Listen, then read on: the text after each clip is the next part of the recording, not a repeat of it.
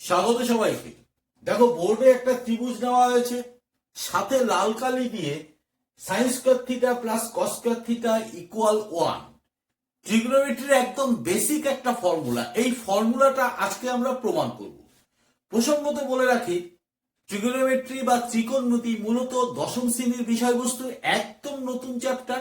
এই চ্যাপ্টারের বিভিন্ন কোণানুপাত এবং অভেদাবলী, অর্থাৎ কোষে দেখো 23 এর প্রাথমিক যেগুলো, যা না শিখতে পারলে ট্রিগোনোমেট্রি তুমি একদম হাত দিতে পারবে না, তার দুটো ভিডিও আই কার্ডে প্লেলিস্ট হিসাবে দিয়ে দিচ্ছি।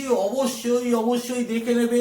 দেখে নিলে কথা দিতে পারি ট্রিগোনোমেট্রির শুরুটা তোমাদের ভীষণভাবে ভালোভাবে শুরু হবে। আমাদের বেসিক্যালি তিনটে সূত্র আছে ট্রিগোনোমেট্রির ক্ষেত্রে, তার একটা সূত্র আজকে আমরা প্রমাণ করব। চলো তাহলে শুরু করা যাক। সূত্রের শুরুতে আমরা একজন মহান গণিতজ্ঞ, তার কথা একটু স্মরণ করি, পিথাগোরাস। পিথাগোরাসের একটা সূত্র আমাদের জানা আছে, 9 থেকে শুরু হয়। সেটা হচ্ছে অতিভুজ স্কয়ার, অর্থাৎ AC square AC square equal AB square,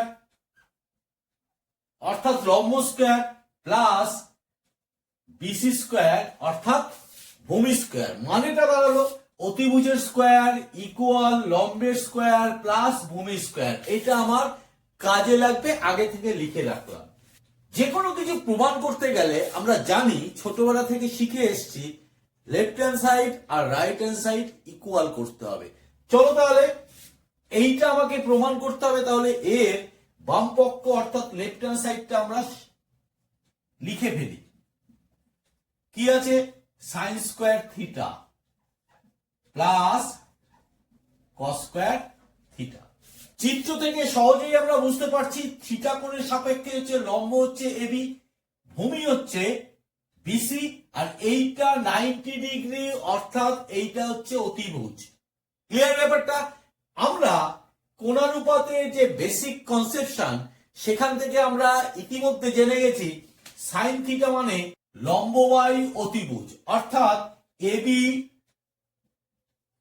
by অতিভুজ হচ্ছে এসি, এইটার পুরোটার whole square, plus cos theta মানে এটাও জানি ভূমি বাই অতিভুজ, অর্থাৎ ভূমি হচ্ছে বিসি বাই অতিভুজ হচ্ছে এসি, তার হোল স্কয়ার।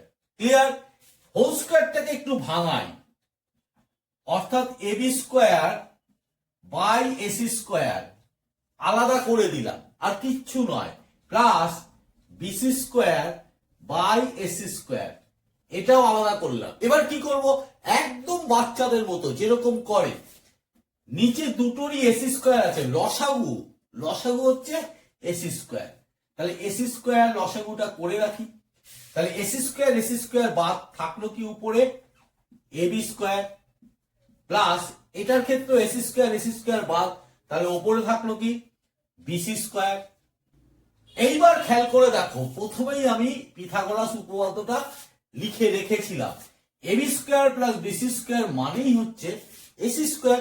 আমি এই ওপরের এবি স্কয়ার প্লাস বিসি স্কয়ারের পরিবর্তে তাহলে আমরা লিখতে পারি এসি স্কয়ার, আর নিচে তো এসি স্কয়ার আছেই, এই দুটো কেটে গেলে 1।